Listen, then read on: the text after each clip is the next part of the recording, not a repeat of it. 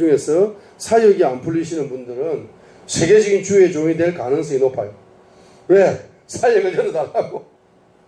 사역을 열어달라고 얼마나 기도하겠습니까? 사역을 한 번 열면은 세계적으로 응답을 열어버립니다.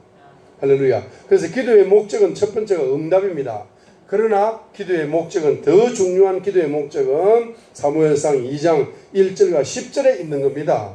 사무엘이 한나가 기도해서 사무엘을 낳는다는 기록이 1장 마지막에 있지만 2장 1절과 11절에서는 바로 주님이 어떤 분이다라고 사무엘이가 한나가 노래하고 있습니다. 기도하고 있습니다. 주님이 어떤 분이다. 자, 그러니까 말입니다. 기도의 목적은 말입니다. 사무엘상 2장 1절 10절이야. 기도의 목적이 뭡니까? 기도의 목적은 응답이 아니다. 인간의 입장에서는 응답이야. 인간의 입장. 내 입장에서는 내가 응답받기 위해 기도하는 거지만 하나님의 입장에서는 뭡니까? 주님의 존재를, 기도를 통해서 주님의 존재가 계시되는 거울이 열린다. 기도는 거울이다. 무슨 거울? 주님의 얼굴이 나타나는 거울이야. 기도는 주님의 얼굴이 나타나는 거울이야. 주님은 거울을 주기를 원하셔. 주님의 얼굴이 나타나는 거울을 한나에게 주기를 원하셨어요. 자, 그렇기 때문에 여러분 보십시오. 사람은 문제 없으면 기도 안 해. 그러죠? 문제가 클수록 더 간절히 기도할 수밖에 없어요.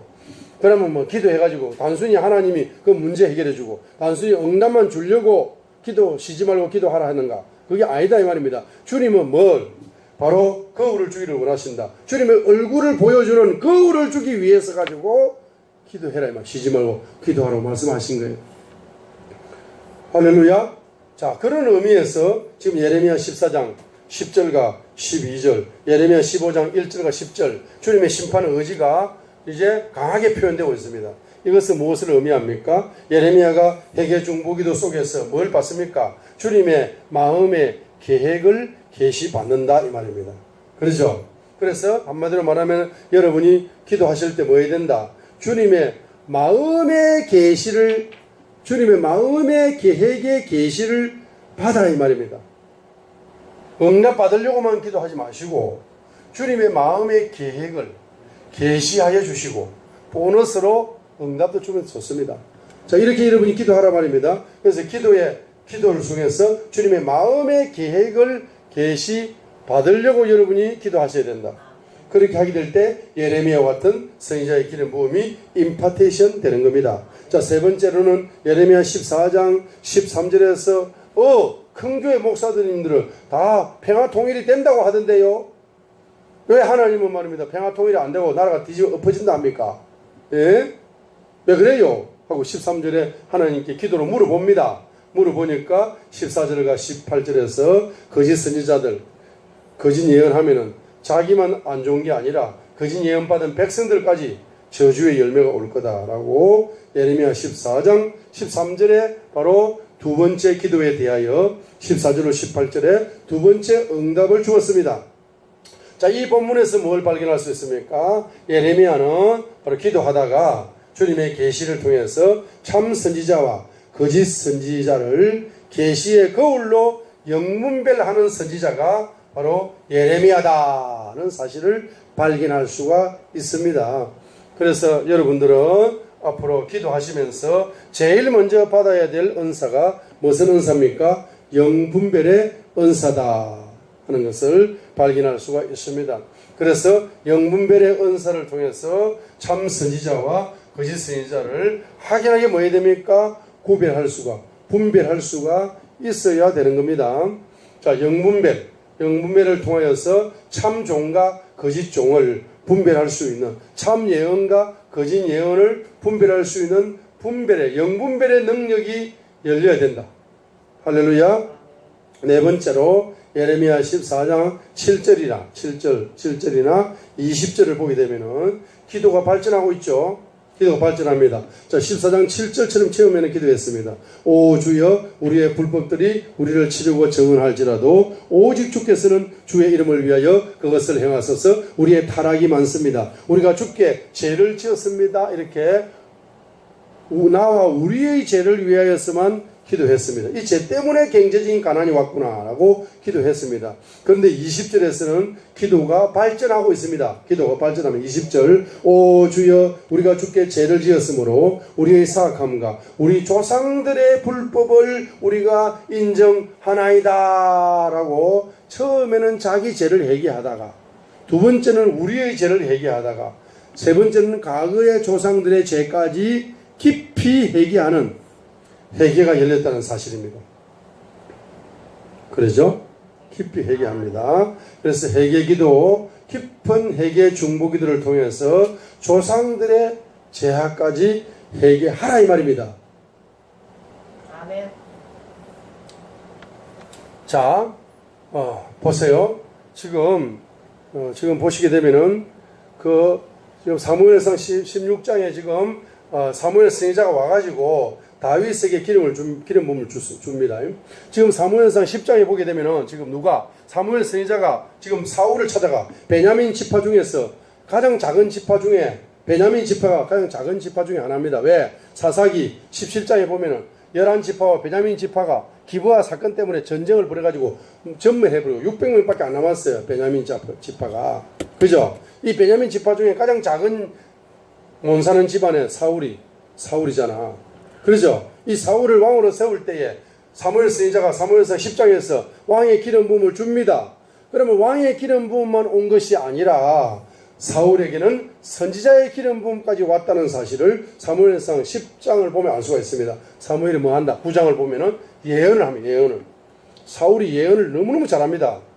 왕의 기름 부음 받은 사울이. 왜 그렇습니까? 세계적인 선지자 사무엘을 통하여 왕의 기름 부음을 받기 때문에 왕의 기름 부음이 열렸지만은 선지자의 기름 부음까지 열렸습니다. 마찬가지로 사무엘상 16장에 다윗이 목동이었습니다. 목동이었음에 불구하고 왕의 기름 부음을 받습니다. 왕의 기름 부음을 받으면서 세계적인 선지자의 기름 부음이 누구에게 부어졌습니까? 다윗에게 부어졌습니다. 여러분, 자, 왕의 기름 부음을 보세요. 세계적인 선지자의 기름 부음이 부어졌다 할지라도 그 세계적인 선지자의 기름 부음이 꽃을 피우고 열매를 맺어서 다른 사람에게 예언의 영향력을 행사하시려면은 기름 부음을 받는 것은 씨앗을 받는 것에 불과합니다. 씨앗을 받고 그 씨앗이 말입니다. 꽃을 피우지 못하는 선지자들이 얼마나 많습니까? 열매를 맺지 못하는 선지자들이 얼마나 많습니까? 1000명이 선지자의 기름 부음을 받았으면 995명이 다 사장됩니다. 꽃이 피지 못합니다. 고난을 이기지 못해가지고. 세계적인 선지자의 기름을 받으면 세계적인 고난이 오거든. 작은 선지자의 기름을 받으면 작은 고난이 오거든. 작은 고난 빨리 통과하니까 빨리 쓰임받죠. 교회도 건축하고 세계 선교도 나가고 빨리빨리 쓰임받는 것 같습니다. 그렇죠? 그러나 큰 선지자, 세계적인 선지자의 기름을 받으면 큰 고난을 경험해야 돼. 큰 고난을 경험해야 되는 겁니다.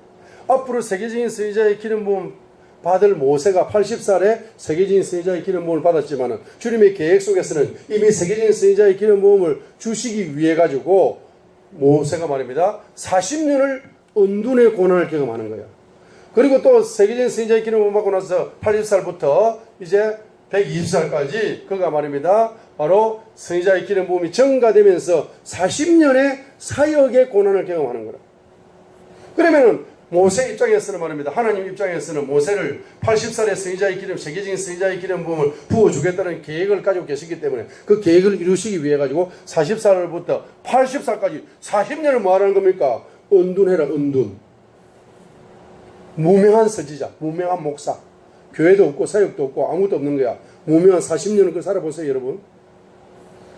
세계적인 주의 종 되려고 기도하지 말라고. 왜 그런 기도하냐? 인생이 짧은데.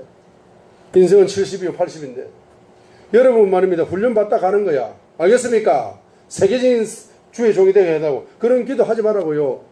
그런 기도 하면은 훈련받다가 천국 가. 쓰임받지도 못하고. 자, 40년을 은둔해라, 은둔. 너 이름 아는 목사가 말이면 너 목사 이름도 몰라, 사람들이. 너무 무명하다 보니까. 너무 초라하다 보니까. 돈도 없고.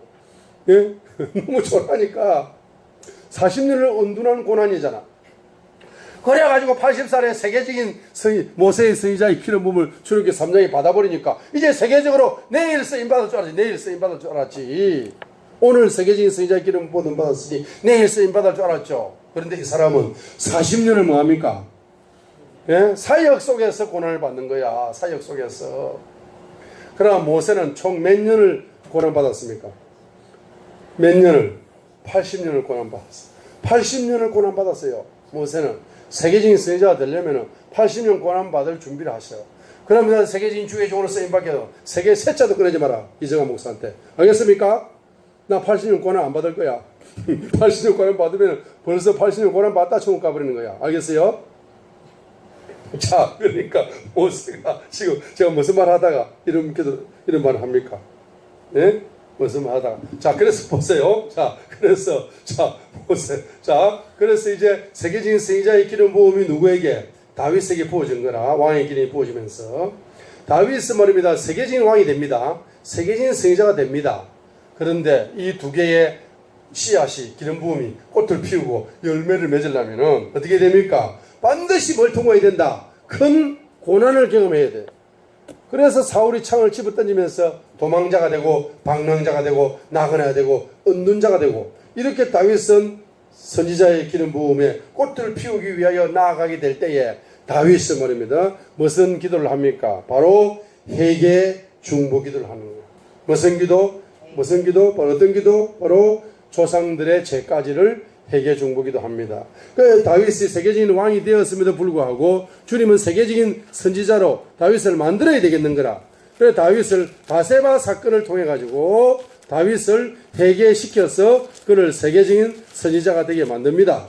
세계적인 선지자가 되기 때문에 10편 150편 중에서 81편을 기록했어요. 자, 그래서 10편 51편을 보겠습니다. 기도합니다. 바로 5절처럼 기도하는 거라. 조상의 죄를 회개 중보기도 한단 말입니다. 회개 기도한단 말입니다. 바세바 사건에 자기가 죄를 범했잖아. 내 죄만 회개합니다 라고 개인 회개 기도하다가 바로 자기의 조상들까지 회개 기도한다. 엄마 부모까지 회개 기도. 10편 51편 5절이잖아. 읽겠습니다.